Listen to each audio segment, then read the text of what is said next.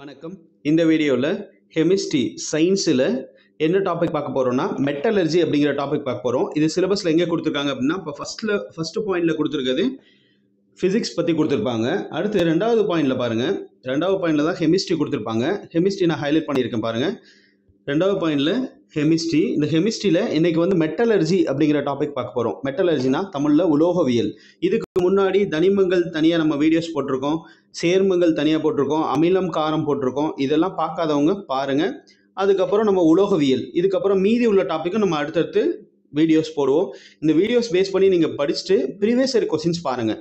ஓகேவா? இந்த வீடியோலேயே ஃபஸ்ட்டு நோட்ஸு, அதுக்கப்புறம் ப்ரீவியஸ் இயர் கொஸ்டின்ஸ் ரெண்டுமே நான் கொடுத்துருக்கேன். இதை நீங்கள் பார்த்துட்டு அதுக்கப்புறம் நீங்கள் ஸ்கூல் புக் படித்தாவே போதும். ஃபஸ்ட்டு வந்து என்ன பார்க்க போகிறோம்னா உலோகவியல் பற்றி பார்க்க போகிறோம். உலோகவியல்னா என்னென்னா உலோகத்தை அதன் தாதுவிலிருந்து பிரித்தெடுக்கும் பல்வேறு நிலைகள் பற்றி படிப்பது. அதுதான் உலோகவியல். இங்கிலீஷில் மெட்டலர்ஜி.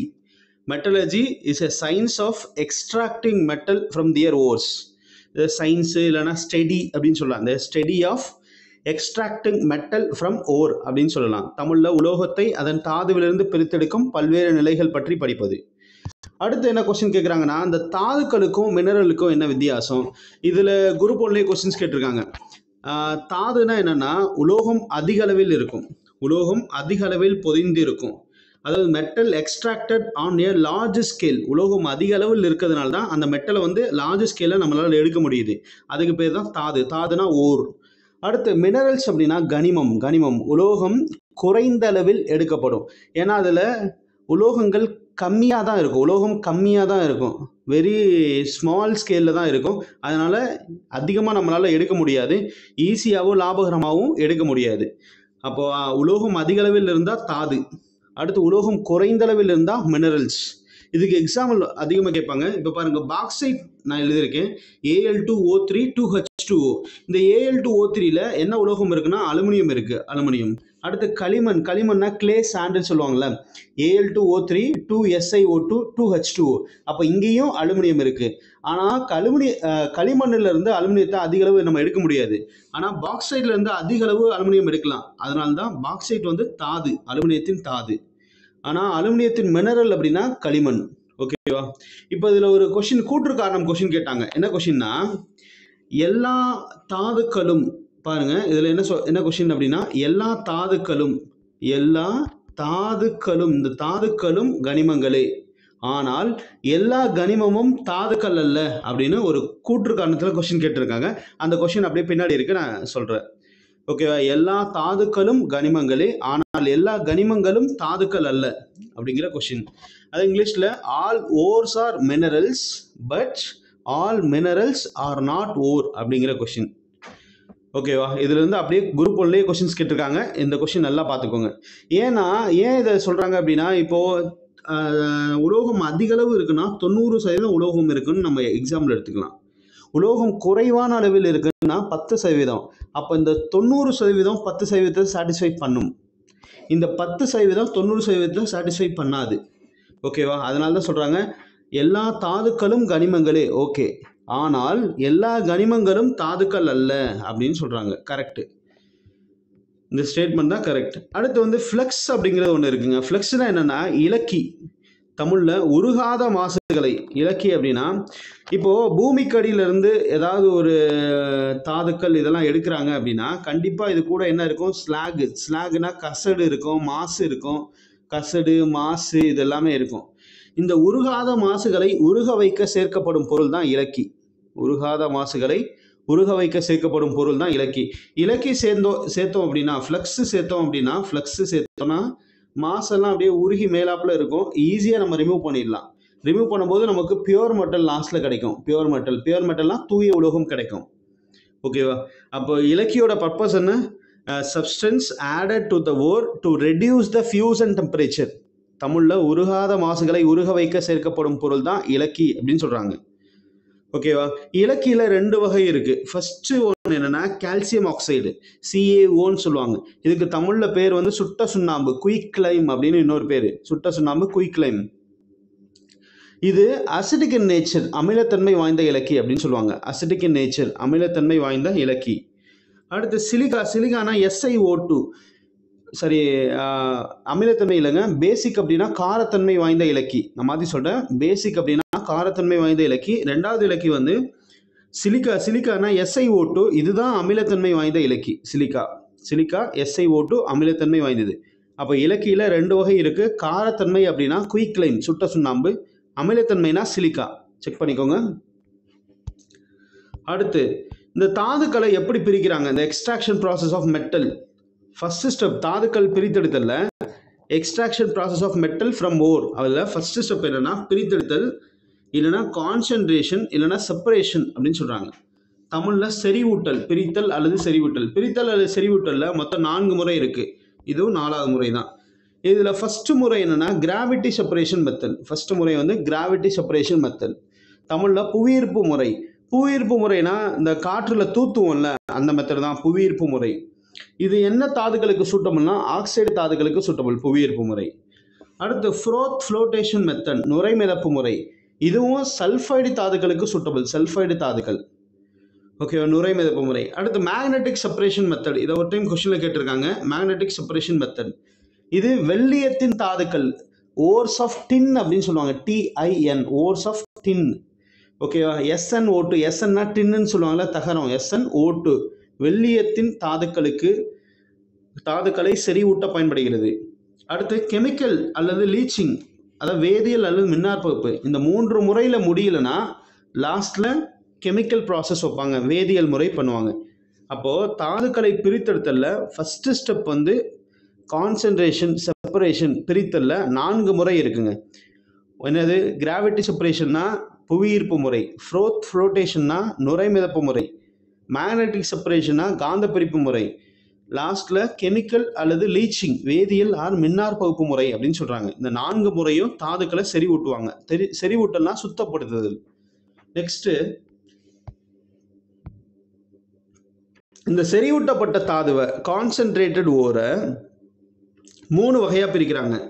அதிக வினைதிறன் உலோகம் அப்படின்னு பிரிக்கிறாங்க. ஃபர்ஸ்ட் அதிக வினைதிறன் உலோகம், இங்கிலீஷ்ல ஹை ரியாக்டிவிட்டி மெட்டல். அதிக வினைதிறன் உலோகம்னா ஹை ரியாக்டிவிட்டி மெட்டல். அடுத்து மிதமான வினைதிறன் உலோகம், மீடியம் ரியாக்டிவிட்டி மெட்டல். இது வந்து மீடியம் ரியாக்டிவிட்டி மெட்டல் அப்படின்னு சொல்றாங்க. இது வந்து ஹை ரியாக்டிவிட்டி மெட்டல். அடுத்து குறைந்த வினைதிறன் உலோகம், லோ ரியாக்டிவிட்டி மெட்டல். இதில் எக்ஸாம்பிள் கேட்பாங்க. அதிக வினைதிறன் உள்ள உலோகத்துக்கு என்ன எக்ஸாம்பிள் அப்படின்னு கொஸ்டின் கேட்பாங்க. Sodium, potassium, calcium, magnesium, aluminium. மிதமான வினைதிறன் உள்ள உலோகத்துக்கு என்ன எக்ஸாம்பிள்? ஜிங்கு, இரும்பு, லெட்டு, காப்பர். அடுத்து குறைந்த வினைதிறன் உள்ள உலோகம்னா தங்கம், வெள்ளி, மெர்க்குரி. இதெல்லாம் லோ ரியாக்டிவிட்டி மெட்டல். ஓகேவா, இதை எந்த முறையின் மூலம் தூய்மைப்படுத்துறாங்க அப்படின்னு கொஸ்டின் கேட்பாங்க. ஃபர்ஸ்ட் பாருங்க, இதை ஈஸியாக ஷார்ட்கட்ல ஞாபகம் வச்சுக்கலாம். குறைந்த வினைதிறனா பார்க்கறதுக்கு டம்மியாக இருக்காங்க அப்படின்னா நம்ம காற்றுள்ள சூழல், பேசினாவே ஓடி போயிடுவாங்க அப்படின்னு ஞாபகம் வச்சுக்கோங்க. காற்றுள்ள சூழலில் வருத்தல், இல்லைன்னா ரோஸ்டிங் அப்படின்னு சொல்லுவாங்க. காற்றுள்ள சூழல்னா ரோஸ்டிங். இந்த ரோஸ்டிங் பற்றி கீழே சொல்கிறேன். ரோஸ்டிங் பற்றி சொல்லுவாங்க. குறைந்த வினைதிறன் லோ ரியாக்டிவிட்டி மெட்டலை தூய்மைப்படுத்தும் முறை அப்படின்னா ரோஸ்டிங். இதுக்கப்புறம் நமக்கு ஃபைனலாக பியூர் மெட்டல் வந்துடும், தூய உலோகம் வந்துடும். அடுத்து மிதமான வினைதிறன் உள்ள உலோகம், இதுக்கு என்ன எக்ஸாம்பிள் பார்த்துக்கோங்க. அதுக்கப்புறம் காற்றுள்ள மற்றும் காற்றில்லா 2 முறையுமே வரும், ரோஸ்டிங் அண்ட் கால்சினேஷன். இந்த காற்றுள்ள காற்றில்லா அப்படிங்கிறத நான் தனியாக சொல்கிறேன் கீழே. அதுக்கு ஃபைனலாக என்ன கிடைச்சிடும்? உங்களுக்கு பியூர் மெட்டல் கிடைச்சிடும். நெக்ஸ்ட்டு அதிக வினைதிறன் உள்ள உலோகத்துக்கு என்ன எடுத்துக்காட்டு? Sodium, potassium, calcium, magnesium, aluminium. ஓகேவா, இதை வந்து மின்னாற்பகுத்தல். அதிக வினைதிறன்னா எடுத்து அடிக்க வராங்கன்னா அவங்கள கரண்ட் வச்சு தான் சாங்கடிக்கணும் அப்படின்னு ஞாபகம் வச்சுக்கோங்க. கரண்ட் வைக்கிறதுனா மின்னாற்பகுத்தல், எலக்ட்ரோலைசிஸ். லாஸ்ட்ல பியூர் மெட்டல் கிடைச்சிடும். இதுல இருந்து கொஸ்டின் கேட்குறாங்க, கொஞ்சம் ஷார்ட்கட்ல ஞாபகம் வச்சுக்கலாம், செக் பண்ணுங்க. ஃபர்ஸ்ட் என்ன சொல்றாங்கன்னா, குறைந்த வினைதிறன் உள்ள உலோகம், பார்க்கறதுக்கு டம்மியா இருக்காங்க, நம்ம பேசினாவே ஓடி போயிடுவாங்க. காற்றுள்ள சூழல், பேசினா ஓடி போயிடுவாங்க. மீடியமா இருக்காங்க, காற்றுள்ள சூழல், பேசினாவும் ஓடி போயிடுவாங்க, முறைச்சாலும் ஓடி போயிடுவாங்க. காற்றுள்ள காற்றில்லா. காற்றுள்ளனா ரோஸ்டிங், காற்றில்லானா கால்சினேஷன். இதை பற்றி நான் டீட்டெயிலாக கீழே எக்ஸ்பிளைன் பண்ணுறேன். அடுத்து அதிக வினைதிறன்னா எடுத்து அடிக்க வராங்க அப்படின்னா மின்னாற்பகுத்தல், எலக்ட்ரோலைசிஸ் பண்ணி தான் அவங்களை அனுப்பணும். கரண்ட் வச்சு தான் சாகடிக்கணும். ஓகேவா, இதாங்க ஒரு தூய உலோகத்தை பிரிக்கும் படிநிலைகள். ஓகேவா, அதாவது ஓர்லேருந்து தாதுலேருந்து ஃபஸ்ட்டு ஸ்டெப் என்ன பார்த்தோம்? ஃபஸ்ட்டு ஸ்டெப் வந்து கான்சன்ட்ரேஷன் பார்த்தோம். அடுத்து ரெண்டாவது ஸ்டெப் வந்து என்ன பார்த்தோம், செறிவூட்டப்பட்ட தாதுவை நம்ம தூய்மைப்படுத்துறது எப்படின்னு பார்த்தோம். செறிவூட்டப்பட்ட தாதுவை தூய்மைப்படுத்துறது, அதிக வினைதிறன், குறைந்த மிதமான வினைதிறன், குறைந்த வினைதிறன். லாஸ்ட்ல எல்லாத்துலயுமே என்ன கிடைச்சிடும், பியோர் மெட்டல் கிடைச்சிடும், பியோர் மெட்டல். ஓகேவா. அடுத்து இந்த கால்சினேஷன் ரோஸ்டிங் பத்தி ஒரு சில பாயிண்ட் சொல்றேன், அது மட்டும் நோட் பண்ணிக்கோங்க. கால்சினேஷன் அப்படின்னா இல்ல ஃபர்ஸ்ட் ரோஸ்டிங்னா பாருங்க. ரோஸ்டிங் அப்படின்னா காற்றுள்ள சூழலில் வறுத்தல். ரோஸ்டிங் அப்படின்னா காற்றுள்ள சூழலில் வறுத்தல் அப்படின்னு சொல்லுவாங்க. காற்றுள்ள சூழல்னா இந்த பிரசன்ஸ் ஆஃப் ஆக்சிஜன் இருக்கும். அடுத்து வேற என்ன சொல்லலாம் அப்படின்னா, இது எந்த வகையான தாதுக்களுக்கு சூட்டபிள் அப்படின்னு கொஸ்டின் கேட்பாங்க. இது எந்த வகையான தாதுக்களுக்கு சூட்டபிள் அப்படின்னா, ரோஸ்டிங்னா சல்ஃபைடு ஓர்ஸை தாதுவை அதன் ஆக்சைடாக மாற்ற பயன்படுகிறது. Sulphur di oxide, sulphur try oxide அப்படிங்கிறது. ஓகேவா, இதுதான் ரோஸ்டிங். ஓகேவா. ரோஸ்டிங் மெத்தட் வந்து எதுக்கு சூட்டபிள் அப்படின்னா, சல்ஃபைடு தாதுவை அதன் ஆக்சைடாக மாற்ற பயன்படுகிறது. புரியுதா? இதான் கொஸ்டின்ஸ் கேட்டிருக்காங்க பாருங்க. Roasting method is suitable for converting oxides sulphide ores are converted into their oxides. Sulphide ores are converted into their oxides அப்படின்னு சொல்றாங்க. ஓகேவா. இதை ஷார்ட்கட்டில் எப்படி ஞாபகம் வச்சுக்கலாம்னா, நம்ம வீட்டில் அம்மாட்ட தோசை கேட்போம், சல்லுன்னு ரோஸ்ட் கொண்டு வாங்க. ரோஸ்ட்னா ரோஸ்டிங், காற்று வந்து போவோம் கிச்சனில் அப்படின்னு ஞாபகம் வச்சுக்கோங்க. சல்லுன்னு ரோஸ்ட் கொண்டு வாங்க, அதான் ரோஸ்டிங் அப்படின்னு சொல்கிறாங்க. அடுத்து ரெண்டாவது கால்சினேஷன்னா காற்று இல்லா சூழல். காற்றில்லா இந்த பிரசன்ஸ் ஆஃப் ஆக்சிஜன் இந்த ஆப்ஷன்ஸ் ஆஃப் ஆக்சிஜன் வரும். ஆக்சிஜன் அற்ற சூழல். இதுக்கு எக்ஸாம்பிள் நொதித்தல், அது மாதிரி சொல்லலாம். இது எந்த தாதுகளுக்கு சூட்டபிள்னா, கார்பனேட் தாதுவை CO3 கார்பனேட் தாதுவை அதன் ஆக்சைடாக மாற்ற பயன்படுகிறது. ஓகேவா. Calcination method is suitable for converting carbonate ores into their oxides. ஓகேவாங்க. இதுதாங்க ரோஸ்டிங்க்கும் கால்சினேஷனுக்கும் உள்ள வித்தியாசம். ரோஸ்டிங்னா சல்ஃபைடு தாது, சல்லுன்னு ரோஸ்ட் கொண்டு வாங்க அப்படின்னு ஞாபகம் வச்சுக்கலாம். கால்சினேஷனா கார்பனேட் தாதுவை அதன் ஆக்சைடாக மாற்ற பயன்படுகிறது. இதில் ஏதாவது டவுட் இருக்கா? நெக்ஸ்ட் என்ன பார்க்க போறோம்னா, தாதுக்களின் வகைகள் பற்றி பார்க்க போகிறோம். தாதுக்களின் வகைகள் செக் பண்ணுங்க. தாதுக்களின் வகைகளில் மொத்தம் ஒரு 4 வகை இருக்குது. இந்த 4 வகையிலேருந்து அப்படியே கொஸ்டின்ஸ் கேட்பாங்க. ஃபர்ஸ்ட் ஒன் வந்து என்னென்னா ஆக்சைடு தாது. இது எப்படி ஷார்ட்கட்டில் சால்வ் பண்ணலாம், ஞாபகம் வச்சுக்கலாம்னு பாருங்கள். ஆக்சைடு தாது பாக்கு ஆக்கு அப்படின்னு ஞாபகம் வச்சுக்கலாம். ஆக்குனா ஆக்சைடு தாது, பாக்சைட்னா பாக்கு ஆக்கு, குப்புன்னு ஆக்கு, ஹேமா நல்லா ஆக்கும், ஜிங்க் நல்லா ஆக்குவார். ஃபர்ஸ்ட் இந்த தாதுக்களை படிச்சிருங்க ஒரு டைம். பாக்சைட்னா Al2O3 2H2O. இதில் ஃபார்முலாஸ்லாம் மேக்ஸிமம் கேட்க மாட்டாங்க, இந்த பேர் தான் கேட்பாங்க. அடுத்து குப்ரைட்னா Cu2O, ஹேமடைட் அப்படின்னா Fe2O3, ஜிங்கைட் அப்படின்னா ZnO. இதுக்கு ஷார்ட்கட் எப்படி ஞாபகம் வச்சுக்கலாம்னா, பாக்கு ஆக்கு. பாக்குனா பாக்சைட், ஆக்குனா ஆக்சிஜன் தாது. நம்ம பாக்கு சமைக்க போகிறோம், பாக்கு ஆக்கு. குப்புன்னு ஆக்கு, குப்புன்னு ஆக்குனா குப்ரைட். ஹேமா நல்லா ஆக்குவாங்க, ஹேமா நல்லா ஆக்குவாங்க அப்படின்னா ஹேமடைட். அப்புறம் ஜிங்க் நல்லா ஆக்குவார் அப்படின்னா ஜிங்கைட். ஆக்குனா ஆக்சிஜன் தாது, சமைக்கணும் அப்படின்னு ஞாபகம் வச்சுக்கோங்க. ஓகே, இந்த 4 ஆக்சிஜன் தாது. இதில் கொஸ்டின் எப்படி கேட்டிருக்காங்கன்னா, கீழ்கண்டவற்றில் எதுவும் ஆக்சிஜன் தாதா இல்லை, எது கார்பனேட் தாதா இல்லை அப்படின்னு சொல்லிட்டு கொஸ்டின் கேட்டிருக்காங்க. நம்ம அந்த கொஸ்டின் கீழே இருக்கு, டிஸ்கஸ் பண்ணலாம். அடுத்து கார்பனேட் ஓர்ஸ்னா பாருங்க, காலமைன்னா இந்த புண்களுக்கு மருந்தாக பயன்படுது. ஜிங்க் தான் காலமைன்னு சொல்றாங்க. அடுத்து மார்பிள் CaCO3. அடுத்து மெக்னசைட்னா MgCO3, சிடரைட்னா FeCO3. இது எல்லாமே கார்பனேட் தாது. ஏன் கார்பனேட் தாதுன்னு சொல்றாங்க, எல்லாத்துலேயும் CO3 இருக்கு, அதனால கார்பனேட் தாது. CO3 இருக்கு பாருங்க, எல்லாத்துலேயுமே CO3 இருக்கு, அதனால கார்பனேட் தாது. இது எப்படி ஷார்ட்கட்டில் ஞாபகம் வச்சுக்கலாம்னு பாருங்க. இந்த சாட்டர்டே சண்டே குடி போதையில் கையில் கார் ஓட்டுறதுக்கு பதிலாக காலால் கார் ஓட்டுவாங்க. அதாவது காலால் காரு ஓட்டுனா காரு மாறு, மெகா காரு, சிட்டா காரு பறக்குது அப்படின்னு ஞாபகம் வச்சுக்கோங்க. காலால் காரு ஓட்டுனா காரு மாறு, மெகா காரு, சிட்டா காரு பறக்கும் அப்படின்னு ஞாபகம் வச்சுக்கலாம். புரியுதா? அடுத்து ஹேலைடு தாது. ஹேலஜன்ஸ்னா என்னன்னா, ஃபர்ஸ்ட் ஹேலஜன்ஸ்னா உப்புல என்ன இருக்கோ, ஃப்ளூரின், குளோரின், அப்புறம் புரோமின், அயோடின், ஆஸ்டடைன், இதெல்லாம் இருந்துச்சுன்னா ஹேலஜன்ஸ், அதான் உப்புகள் அப்படின்னு சொல்றாங்க.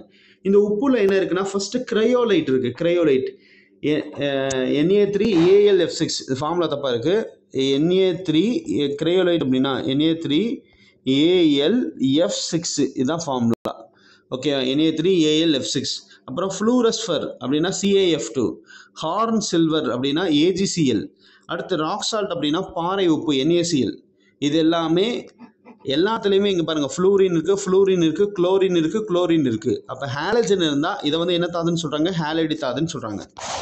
ஓகே, இது எப்படி ஷார்ட்கட் ஞாபகம் வச்சுக்கலாம்னா, இப்போ ஒரு பொண்ணு கிளாஸில் கட்டடிச்சுட்டு வெளியில் போகிறாங்க. வெளியில் போய் ஃப்ளவர் பறிக்கிறாங்க. வாட்ச்மேன் ஹார்ன் அடித்து உப்பு சாக்லேட் தராங்க. அதாவது ஓன்னு அழுவாங்கல்ல, அதை ஹேன்னு கிரைப் பண்ணிவிட்டு ஃப்ளவரை பறிக்காதீங்க, ஹார்ன் அடித்து உப்பு சாக்லேட் தருவாங்க அப்படின்னு ஞாபகம் வச்சுக்கோங்க. ஓகேவா? கிரையோலைட்டுக்கு ஃபார்முலா Na3 நாங்கள் எழுதுகிறேன். கிரையோலைட்டுக்கு ஃபார்முலா Na3AlF6 இதுதான் கிரையோலைட். புரியுதா? இதில் எஃப் இருக்குது, ஃப்ளூரின் இருக்கிறதுனால இது எல்லாமே ஹாலைடு தாது. அடுத்து 4வது வகை சல்ஃபைடு தாது. அப்போ சல்ஃபைடு ஓர்ஸில் என்னென்னு பாருங்கள். ஃபஸ்ட்டு வந்து சின்ன பார். ஓகேவா? இது வந்து சி வராதுங்க, HgS மட்டும்தான் வரும். HgS அப்படின்னா சின்ன பார் வந்து பாதரசத்தோட தாது. பாதரசம் Hg இருக்குல்ல, HgS.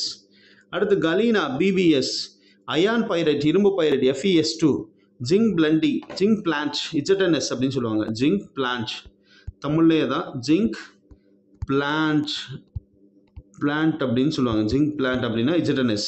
அப்போ இதில் பாருங்கள், சல்ஃபைடு தாதில் என்னென்ன இருக்குது அப்படின்னா எல்லாமே சல்ஃபர் இருந்தால் இதை வந்து சல்ஃபைடு தாது அப்படின்னு சொல்லுவாங்க. சல்ஃபர் இருந்தால் சல்ஃபைடு தாது. ஓகேவா? ஃபாலோ பண்ணுறீங்களா? இதான் சல்ஃபைடு தாதுக்கள் அப்படின்னு சொல்லுவாங்க. இதை எப்படி ஈஸியாக ஞாபகம் வச்சுக்கலாம்னா, ஒரு பையன் கிளாஸை கட்டடிச்சுட்டு வெளில போயிட்டாங்க. ஓகேவா? கிளாஸை கட்டடிச்சுட்டு வெளில போயிட்டாங்க. அதனால் சல்லுன்னு சின்ன பாருக்கு போயிட்டு களி சாப்பிட்டுட்டு இரும்பை பையில் வாங்கிட்டு வரலான்னு ஜிங்க் பிளான் பண்ணுறாரு அப்படின்னு ஞாபகம் வச்சுக்கோங்க. சல்லுன்னு எங்கே போகிறாங்க? சல்லுன்னா சல்ஃபைடு தாது. சல்லுன்னு சின்ன பாருக்கு போயிட்டு களி சாப்பிட்டுட்டு இரும்பை பையில் வாங்கிட்டு வரலான்னு யார் பிளான் பண்ணுறா? ஜிங்க் பிளான் பண்ணுறாரு. அதான் ஜிங்க் பிளான்ட். ஓகேவா? இந்த தாதுக்களின் வகைகளில் 4 தாதுக்களின் வகைகள் சொல்லியிருக்கேன், செக் பண்ணிக்கோங்க. ஆக்சைடு தாது, கார்பனேட் தாது, ஹாலைடு தாது, அடுத்து சல்ஃபைடு தாது. ஓகே, நெக்ஸ்ட் என்ன கொடுத்துருக்காங்கன்னா, இந்த 3 தனிமங்கள் பற்றி ஸ்கூல் புக்கில் கொடுத்துருக்காங்க. 3 எலமெண்ட்ஸ் பற்றி, அதாவது 3 மெட்டல் பற்றி கொடுத்துருக்காங்க. ஃபஸ்ட்டு நம்ம அலுமினியம் பற்றி பார்க்க போகிறோம், 2வது காப்பர் பற்றி பார்க்க போகிறோம், 3வது இரும்பு பற்றி பார்க்க போகிறோம். இந்த 3 உலோகம் அது எப்படி பிரிக்கிறாங்க, அதுக்கு என்ன எலக்ட்ரானிக் கான்ஃபிகரேஷன் இருக்குது, அதோட தாதுக்கள் என்ன அப்படிங்கிறத பற்றி ஸ்கூல் புக்கில் கொடுத்துருக்காங்க. அதனால் அந்த 3 இதையும் நம்ம படிச்சாகணும்.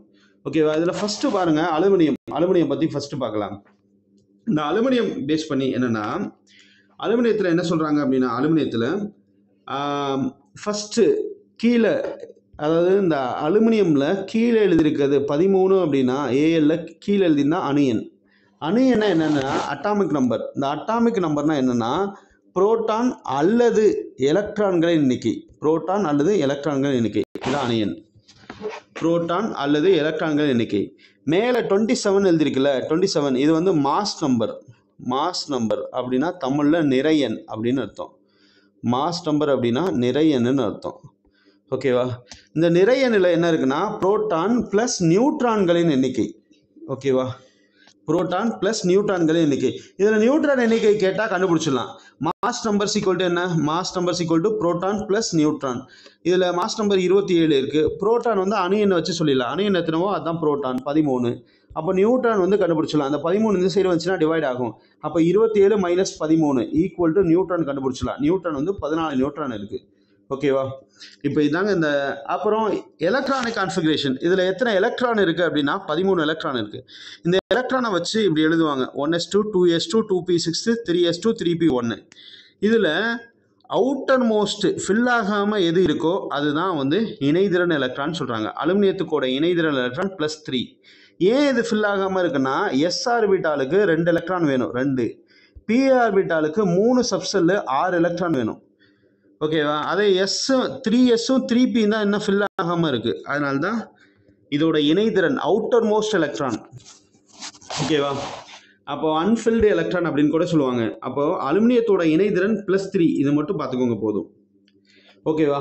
அடுத்து நெக்ஸ்ட் அலுமினியத்தின் தாதுக்கள் பற்றி அடிக்கடி கொஸ்டின் கேட்குறாங்க. அலுமினியத்தின் தாதுக்கள் ஃபர்ஸ்ட் ஒன் என்ன? பாக்சைட் தாது. அலுமினியத்தின் தாதுக்கள் வந்து ஃபர்ஸ்ட் ஒன் என்னது? பாக்சைட் தாது. அலுமினியத்தின் தாதுக்களில் first one bauxite, Al2O3 2H2O.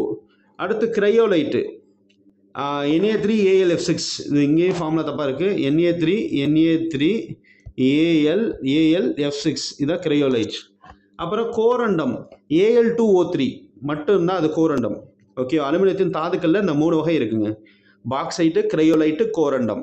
இது எப்படி ஷார்ட்கட்டில் ஞாபகம் வச்சுக்கலான்னு பாருங்கள்.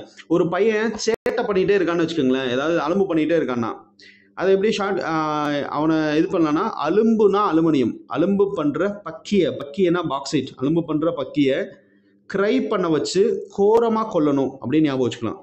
அலும்பு பண்ணுற பக்கியை க்ரை பண்ண வச்சு கோரமாக கொல்லணும். அந்த பக்கியை பற்றி தானே பேசணும், அந்த பையனை பற்றி தான் பேசணும். அப்போ இதுதான் முக்கிய தாது. C4 ஆஃப் அலுமினியம்னா பாக்சைட். C4 ஆஃப் அலுமினியம் அப்படின்னா பாக்சைட். ஓகேவா? இப்போ அலுமினியத்தின் முக்கிய தாது என்னன்னு பார்த்தாச்சு. இப்போ அலுமினியம் அடுத்து பிரித்தெடுக்க போகிறோம். இந்த பிரித்தெடுக்கும் போது 2 மெத்தட் இருக்கும். ஃபஸ்ட்டு பாருங்கள், அலுமினியம் வந்து பாக்சைட்லேருந்து பிரிக்கிறோம். பாக்சைட்டுக்கான ஃபார்முலா Al2O3 2H2O பாக்சைட்டு. இது வந்து ஆக்சைடு தாது. இது வந்து என்ன தாதுங்க? Oxide ores. ஓகே, அலுமினியம் வந்து இது வந்து ஆக்சைடு ஓர். ஆக்சைடு தாது அப்படிங்கிறதுனால இது வந்து புவியீர்ப்பு முறை மூலமாக நம்ம செப்பரேட் பண்ணலாம், செறிவூட்டலாம். அப்போ ஃபர்ஸ்ட் முறை வந்து செறிவூட்டல். என்ன முறை மூலமாக செறிவூட்டலாம்? இது ஆக்சைடு தாது, அதனால புவியீர்ப்பு முறை மூலமாக நீங்கள் செறிவூட்டலாம்.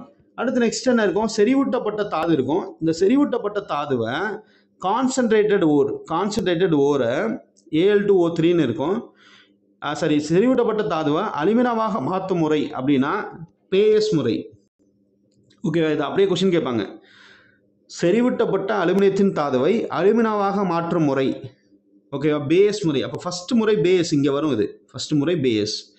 அடுத்து அலுமினாவை தூய அலுமினியமாக மாற்றும் முறை, இது இங்கே வரும், ஹால்ஸ் ப்ராசஸ். ஓகேவா? லாஸ்ட்டில் பியோர் அலுமினியம் கிடச்சிடும். அப்போ அலுமினியம் பிரித்தெடுத்தல 2 முறை பயன்படுதுங்க. ஃபர்ஸ்ட் முறை என்ன? பேஎஸ் ப்ராசஸ். ரெண்டாவது முறை என்ன? Halls process. ஃபர்ஸ்ட் முறை பேஎஸ் ப்ராசஸ், ரெண்டாவது முறை ஹால்ஸ் ப்ராசஸ். இதில் டவுட் இருக்கா? பேஎஸ், ஹால்ஸ். இதை ஷார்ட்கட்டில் எப்படி ஞாபகம் வச்சுக்கலாம்னா, அலட்சியம்னா அலுமினியம். அலட்சியமாக இருந்தால் பேஇ ஹாலுக்கு வந்துடும் அப்படின்னு ஞாபகம் வச்சுக்கோங்க. அலட்சியமாக இருந்தால் பேஇ ஹாலுக்கு வந்துடும். ஓகேவா? 2 முறை இருக்குங்க. ஃபஸ்ட்டு செறிவூட்டப்பட்ட அலுமினியத்தை அலுமினாவாக மாற்றும் முறை தான் பேஎஸ் முறை. அலுமினாலிருந்து தூய அலுமினியமாக மாற்றும் முறை அப்படின்னா ஹால்ஸ் முறை. ஓகேவா? இப்போ அலுமினியம் தயாரிச்சாச்சு. அடுத்து அலுமினியத்தோட இயற்பியல் பண்புகள் என்னன்னு பார்க்க போகிறோம். அலுமினியம் எப்படி இருக்கும்? வெள்ளி போன்ற வெண்மையான உலோகம். லோ டென்சிட்டி, குறைந்த அடர்த்தி உடையது, லேசானது. அப்புறம் மின்சாரம் மற்றும் வெப்பத்தை நன்கு கடத்தும். இதோட உருகுநிலை மெல்டிங் பாயிண்ட் 660 டிகிரி செல்சியஸ். ஓகேவா? பளபளப்பாக மாற்ற இயலும், கேன் பி பாலிஷ்டு. இது எல்லாமே அலுமினியத்தோட இயற்பியல் பண்புகள் பற்றி பார்த்துருக்கோம். அடுத்து நெக்ஸ்ட் வேதியியல் பண்புகளில் ஒரு 2 பாயிண்ட் ரொம்ப முக்கியம். ஃபர்ஸ்ட், அலுமினியம் அடர் மற்றும் நீர்த்த நைட்ரிக் அமிலத்துடன் வினைபுரியாது. Aluminium cannot react with concentrated and diluted nitric acid அப்படின்னு சொல்கிறாங்க. ஓகேவா? அதுக்கு மேலே அழுக்கு லேயர் ஃபார்ம் பண்ணும் அப்படின்னு சொல்கிறாங்க. Aluminium act as a good reducing agent, சிறந்த ஒடுக்கியாக செயல்படும். அலுமினியம் சிறந்த ஒடுக்கியாக செயல்படும்.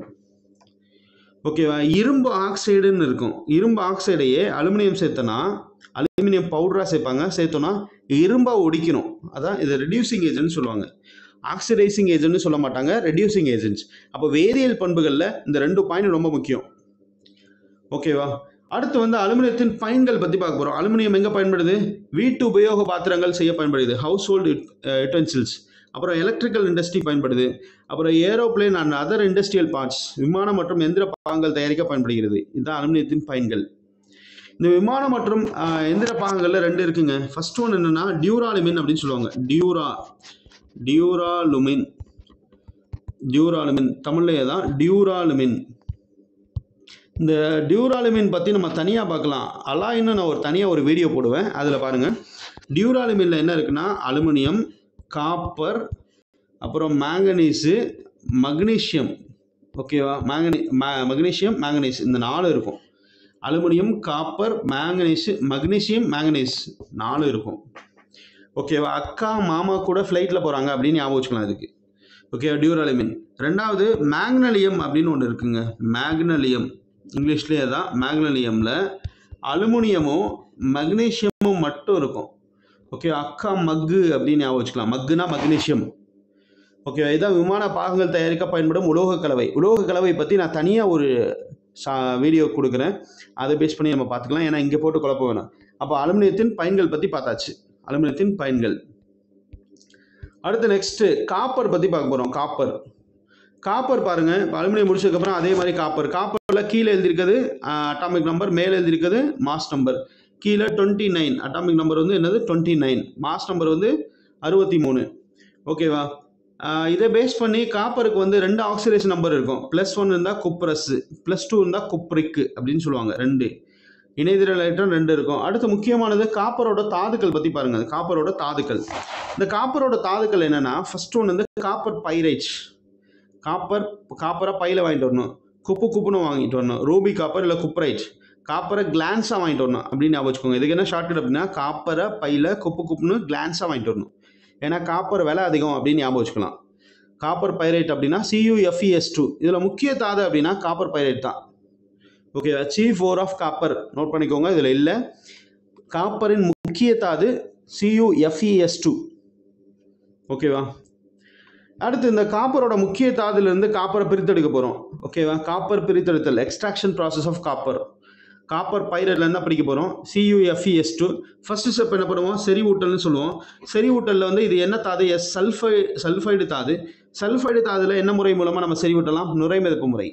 ஆக்சைடு தாதாக இருந்தால் கிராவிடேஷன் மெத்தட். அதாவது காற்றுள்ள சூழலுங்க. Gravity separation method.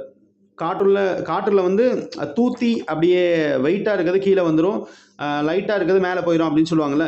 இது வந்து சல்ஃபைடு தாதுனால நுரைமிதப்பு முறை மூலமாக நம்ம செறிவிட்டலாம். அதுக்கப்புறம் நம்ம என்ன கிடைச்சிரும்? செறிவிட்டப்பட்ட தாது கிடைச்சிரும். செறிவிட்டப்பட்டனா கான்சன்ட்ரேட்டட் ஓர் கிடைச்சிரும். இந்த கான்சன்ட்ரேட்டட் ஓரை ரெண்டாக பிரிப்பாங்க. இதுதான் போன குரூப் ஒரு கொஸ்டினில் கேட்டிருந்தாங்க. ஓகேவா? இந்த கான்சன்ட்ரேட்டட் ஓரு இடைநிலை பொருளாக CuS-ஆவும் FeS-ஆவும் பிரியும். அதுக்கு பேர் தான் மாட்டி அப்படின்னு சொல்லுவாங்க. அதுக்கு பேர் தான் மாட்டி. ஓகேவா? இந்த மாட்டி இருக்கு பாருங்க, CuS FeS. இதில் பெசிமர் ஆக்குதல் முறை பயன்படுத்துவாங்க. என்ன முறை மூலமாக காப்பரை பிரிப்பாங்கன்னா பெசிமர் ஆக்குதல் முறை. என்ன முறை? பெசிமர் ஆக்குதல், பெசிமரைசேஷன் அப்படின்னு சொல்லுவாங்க. இந்த பெசிமர் ஆக்குதல் முறை மூலமாக கிடைக்கக்கூடிய காப்பர் 98% தான் தூய்மையானது. இந்த காப்பருக்கு பேர் வந்து கொப்புள காப்பர், பிளிஸ்டர் காப்பர் அப்படின்னு சொல்லுவாங்க. Blister copper. சில பேர் மொக்க போடுவாங்க, பேசிய கொப்பளம் வர்ற அளவுக்கு பேசுவாங்க அப்படின்னு ஞாபகம் வச்சுக்கோங்க.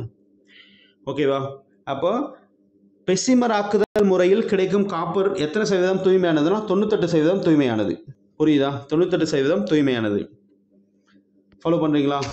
அடுத்து வந்து மின்னார் தூய்மையாக்கல், எலக்ட்ரோலைசிஸ்.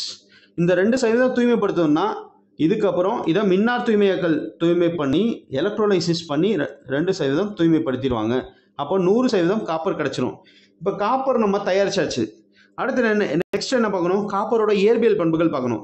காப்பர்னா செம்பு கலரில் தானே இருக்கும். செம்பழுப்பு நிற உலோகம், அதிக அடர்த்தி உடையது, ஹை லஸ்டர் வளைக்கும் தன்மை உடையது, ஹை மெல்டிங் பாயிண்ட் ரொம்ப முக்கியம். இது அதிக உருநிலை 1356. அலுமினியம் எவ்வளோ பார்த்தோம்? 660 டிகிரி செல்சியஸ் பார்த்தோம். இதை விட இது டபுளாக இருக்கும் காப்பருக்கு. அப்புறம் காப்பர் எங்கே பயன்படுது? காப்பரின் பயன்கள். காப்பர் வந்து மின்கம்பி சாதனங்கள், பாத்திரங்கள், அப்புறம் கலோரிமீட்டர், நாணயங்கள். ஓகேவா? அதுக்கப்புறம் மின்மூலம் பூச, அப்புறம் alloyed with gold and silver making coins and silver அப்படின்னு சொல்கிறாங்க. அலாய்னா உலோக கலவையாக பயன்படுகிறது. நாணயங்கள் செய்ய பயன்படுது, அப்புறம் ஆபரணங்கள் செய்யவும் பயன்படுது இந்த காப்பர். தங்கத்து கூட சேர்ப்பாங்க காப்பரை. அதை பற்றி பின்னாடி பார்க்கலாம். ஓகேவா? காப்பர் பற்றி இப்போ பார்த்தாச்சு. அப்புறம் அந்த தங்கத்தின் தூய்மைன்னு ஒரு பாயிண்ட்ஸ் இருக்குது. அந்த பாயிண்ட்டும் கொஸ்டின் கேட்குறாங்க, நோட் பண்ணிக்கோங்க. தங்கத்தின் தூய்மைன்னா தங்கத்தின் தூய்மையை அளக்க கேரட் என்ற அலகை பயன்படுத்துகிறாங்க. தங்கத்தின் தூய்மையை அளக்க கேரட் என்ற அலகு பயன்படுகிறது. Purity of gold is measured by carat. இதெல்லாம் ஷார்ட்டாக CT அப்படின்னு சொல்லுவாங்க. CT 24 கேரட் தான் தூய தங்கம் சொல்கிறாங்க. 22 கேரட் வந்து ஆபரணங்களில் பயன்படுத்தப்படுகிறது. இப்போ 22னா மொத்தம் 24 இன்ட்டு மொத்தம் 24 சொல்லுவாங்க. மொத்தம் 24 கேரட்டு இன்ட்டு 22 கேரட் தான் அதில் தங்கம் இருக்குன்னா இன்ட்டு 100 இதை மல்டிப்ளை பண்ணால் தான் 91.6ன்னு வரும். ஓகேவா, 91.6 அப்படின்னு வரும். 91.6 பர்சன்டேஜில் போகிறதுனால 91.6 916 வரும். 91.6 கேடிஎம்னா அதான் மீனிங். அடுத்து வந்து 2 கேரட் இதில் தாமிரம் சேர்ப்பாங்க. தாமிரம்னா காப்பர் சேர்ப்பாங்க. டிஎன்பிசி ப்ரீவியஸ் இயர் கொஸ்டினில் ஒரு கொஸ்டின் கேட்டிருந்தாங்க. 18 கேரட்டில் தங்கத்தின் சதவீதம் என்னன்னு கேட்குறாங்க. அப்போ 24 இன்ட்டு 18 இன்ட்டு 100ன்னு சொல்லணும். ஓகே, இது அடிச்சோன்னா 3×18 4×24, இது அடிச்சோன்னா 25. அப்போது ஒவ்வொரு நாள் 4 25 நாள் 3 25 75. அப்போ 75% தங்கம் இருக்குது கேடிஎம். ஓகேவா, 18 கேரட் தங்கத்தில் எத்தனை சதவீதம் தங்கம்னு கொஸ்டின் கேட்டிருக்காங்க. 75% தங்கம் இருக்குது. நோட் பண்ணுறீங்களா? பியூரிட்டி ஆஃப் கோல்டு, தங்கத்தின் தூய்மை பார்த்தாச்சு. நெக்ஸ்ட் இந்த நாணய உலோகங்கள் சொன்னேன்ல, நாணய உலகம் என்ன இருக்குது? காப்பரு, அப்புறம் நாணய உலோகம் நாணயமில் காப்பர், தங்கம், அப்புறம் வெள்ளி, இது 3 சேர்ந்து தான் நாணய உலோகங்கள். இது 3 நாணயங்கள் செய்ய பயன்படும் உலோகங்கள், அதான் காயினேஜ் மெட்டல்ஸ் அப்படின்னு சொல்கிறாங்க. Coinage metals. அடுத்து நெக்ஸ்ட் 3வது உலோகம் இரும்பு பற்றி பார்க்க போகிறோம். இரும்பு ஒரு அணு எண்ணத்தின 26, நிறை எண்ணத்தின 55. ஓகேவா. அடுத்து இரும்பின் தாதுக்கள் பாருங்க. இரும்பு பைரைட், ஃபர்ஸ்ட் வந்து இரும்பு பைரைட், அப்புறம் ஹேமடைட்டு, அடுத்து மேக்னடைட். ஓகே, இந்த ஷார்ட்கட்டில் எப்படி ஞாபகம் வச்சுக்கலான்னு பாருங்க. இரும்பு இதயம்னு இங்கே எக்ஸ்ட்ரா சேர்த்துக்கோங்க. இரும்பு இதயம் படைத்த ஹேமா ஒரு மாங்கா. இரும்பு இதயம் படைத்த ஹேமா ஒரு மாங்கா அப்படின்னு சொல்றாங்க. இதுதான் இரும்பின் தாதுக்கள். ஓகேவா, ஷார்ட்கட் ஞாபகம் வச்சுக்கோங்க. இரும்பு இதயம் படைத்தனா இரும்பு பைரைட், ஹேமானா ஹேமடைட், மாங்கானா மேக்னடைட். இப்போ யாரை பற்றி பேசுகிறோம்? ஹேமாங்கிற ஒரு பொண்ணை பற்றி பேசுகிறோம். அப்போ முக்கிய தாது ஹேமடைட். ஓகேவா, இரும்பின் முக்கிய தாது C4 ஆஃப் அயன் அப்படின்னா ஹேமடைட். இதில் யாரும் டவுட் இருக்கா? C4 ஆஃப் அயன் அப்படின்னா ஹேமடைட். அடுத்து நெக்ஸ்ட்டு இந்த முக்கிய தாதுலேருந்து ஹேமடைட்லேருந்து இரும்பை எப்படி பிரிக்கிறது அப்படிங்கிறத பற்றி பார்க்க போகிறோம். இரும்பை எப்படி பிரிக்கலாம்? ஃபஸ்ட்டு வந்து செறிவூட்டும், கான்சன்ட்ரேஷன், செறிவூட்டல். இந்த செறிவூட்டலில் ஆக்சைடு தாது, ஆக்சைடு தாது, ஏன்னா இது வந்து Fe2O3 வந்து ஹேமடைட் ஆக்சைடு தாது. அப்போ கிராவிட்டி செப்பரேஷன், தமிழில் புவியீர்ப்பு முறை மூலமாக நம்ம செறிவூட்டலாம். அதுக்கப்புறம் செறிவூட்டப்பட்ட தாது இருக்கும். செறிவூட்டப்பட்ட தாதை இதில் பிளாஸ்ட் ஃபர்னஸ் மூலமாக நம்ம மின்னார் தூய்மைப்படுத்திடலாம். பிளாஸ்ட் ஃபர்னஸ், தமிழில் ஊது உலை. இந்த ஊது உலை மட்டும் பேர் மட்டும் பார்த்துக்கோங்க. அதை என்னென்ன படம் வரைந்து பாகம் குறித்து வரையெல்லாம் கேட்க மாட்டாங்க. ஓகேவா, செறிவூட்டப்பட்ட தாதுவை ஊது உலை மூலமாக தூய்மைப்படுத்துவாங்க அப்படின்னு சொல்கிறாங்க. ஓகேவா, இதில் வேற டவுட் இருக்கா? அடுத்து பியோர் உலோகம் கிடைச்சிடும், தூய இரும்பு கிடைச்சிடும். அடுத்து இரும்பின் இயற்பியல் பண்புகள் பற்றி பார்க்க போகிறோம். இது வந்து என்ன கலர் இருக்கும்? கிரேஸ் கலர், கிரேஸ் ஒயிட் கலரில் இருக்கும். அதிக இழுவிசை இருக்கும். கிரேஸ் ஒயிட் கலர்னா சாம்பல் கலர்லையும் இருக்கும், இல்லை செம்பழுப்பு நிறத்துலையும் இருக்கும். அப்புறம் அடுத்து வந்து கேன் பி மேக்னடைஸ், காந்தமாகும் தன்மையுடையது. ஹை டென்சில் ஃபோர்ஸ் இருக்கும், அதிக இழுவிசை உடையது அப்படின்னு சொல்கிறாங்க. அப்புறம் அடுத்து பார்த்தோம்னா இதில் கெமிக்கல் ப்ராப்பர்ட்டிஸ் பாருங்கள். கெமிக்கல் ப்ராப்பர்ட்டிஸில் ஃபஸ்ட்டு என்ன சொல்கிறாங்க அப்படின்னா, மொத்தம் 3 கெமிக்கல் ப்ராப்பர்ட்டிஸ் இருக்குங்க. அதில் ரொம்ப முக்கியம் ஃபஸ்ட்டு ஏர் அல்லது ஆக்சிஜன், காற்றுடன் வினை. அப்படின்னா காற்றுடன் வினைனா Fe3O4 கிடைக்கும், கருப்பு கலரில் இருக்கும். அடுத்து ஈரக்காற்றுனா 3 ஆக்சிஜன் XH2O, இதான் ஈரக்காற்று சேர்ந்துச்சுன்னா இதுக்கு பேர் தான் துரு அப்படின்னு அர்த்தம். துருவின் வேதி வாய்ப்பாடு ரஸ்ட்டு. ஒன்றுமே இல்லைங்க, ஹேமடைட்னு சொன்னோமா, ஹேமடைட்னா Fe2O3 ஃபார்முலா இன்ட்டு XH2O போட்டுக்கோங்க, அதுதான் துரு. ஹேமடைட் ஃபார்முலாவோட XH2O போட்டிங்கன்னா அதுதான் துரு, ரஸ்ட் அப்படின்னு அர்த்தம். அடுத்து நீராவியுடன் வினைபுரிந்து, இது 2016 குரூப் 4ல் கேட்டாங்க. நீராவியுடன் வினைபுரிந்து ஹைட்ரஜன் கேஸை வெளியேற்றும். நீராவியுடன் வினைபுரிந்து ஹைட்ரஜன் கேஸை வெளியேற்றும். புரியுதா? அடுத்து இரும்பின் வகைகள் மற்றும் பயன்கள் சொல்கிறாங்க. கார்பனின் அடிப்படையில் இரும்பு 3 வகையாக பிரிக்கிறாங்க. ஃபஸ்ட்டு கார்பன் சதவீதம் 0.25% விட கம்மியாக இருந்தால் இதுக்கு பேர் வந்து தேனிரும்புன்னு சொல்கிறாங்க. தேனிரும்பு எங்கே பயன்படுது? ஸ்ப்ரிங்கு, ஆங்கர்ஸ், கம்பி சுருள், அப்புறம் எலக்ட்ரோ மேக்னெட், மின்காந்தம் தயாரிக்க பயன்படுகிறது. அடுத்து பிக்கயான் 2% 4.5% வரைக்கும் இருக்கும். ஓகேவா, அதுக்கு முன்னாடி இடையில 0.25% 2% வரைக்கும் இருக்கும். அதான் ஸ்டீல் எக்கு சொல்லலாம். இது பைப்பு குழாய்கள், சரி இது மாறி இருக்குங்க. இதுதான் இங்கே வரும். ஓகேவா, ஸ்டீல் அயான் தான் கம்பிச்சுருள், ஸ்ப்ரிங், சரி இது மாறி இருக்கு. ஃபஸ்ட்டு ஒன்றுக்கு தான் இது ஆன்சர் வரும். ரெண்டாவது இதுக்கு வந்து ஸ்டீல் அயான் எங்கே பயன்படுதுன்னா கட்டிடங்கள் கட்ட, ஓகேவா, கட்டிடங்கள் கட்ட, இந்த பில்டிங்ஸ் கட்ட பயன்படுது. அடுத்து பிக்கயான் அப்படின்னா வார்பிரும்புன்னு வரும். தமிழ்லையும் தப்பாக இருக்குது. பிக்கயான்னா வார்பிரும்பு.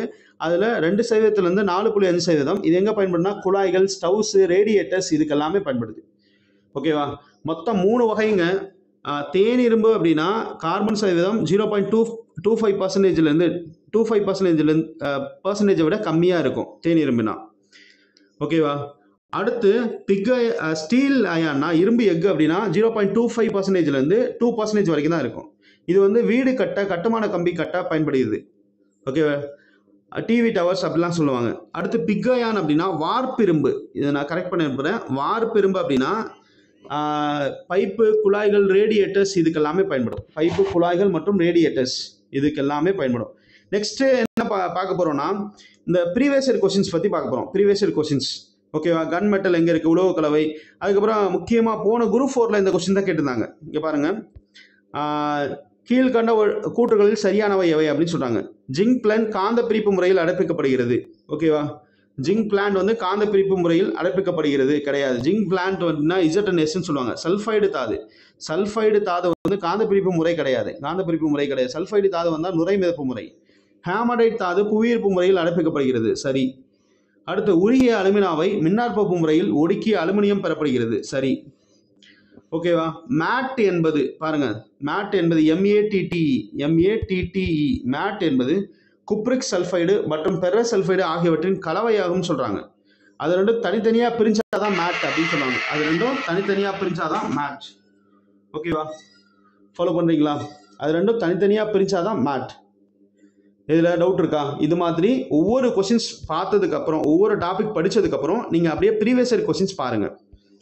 ஓகேவா? கீழ்கண்டவற்றுள் ஹாலைடு தாது கிடையாது. எது ஹாலைடு தாது கிடையாது அப்படின்னு கொஸ்டின் கேட்குறாங்க. கிரையோலைட். ஓகேவா? கிரையோலைட்டுங்கிறது அலுமினியத்தோட தாது. ஹாலைடு தாதுல மோஸ்ட்லி வராது, ஏன்னா அது அலுமினியம் தான் அதிகமாக இருக்கும். ஓகே, இது மாதிரி நிறைய ப்ரீவியஸ் இயர் கொஸ்டின்ஸ் பார்த்தாவே நம்ம ஈஸியாக சால்வ் பண்ணிடலாம். இது மாதிரி கொஸ்டின்ஸ் நிறைய இருக்குது. இதுக்கான PDF வந்து நான் உங்களுக்கு லிங்க்கில் கொடுக்குறேன், டவுன்லோட் பண்ணிக்கோங்க.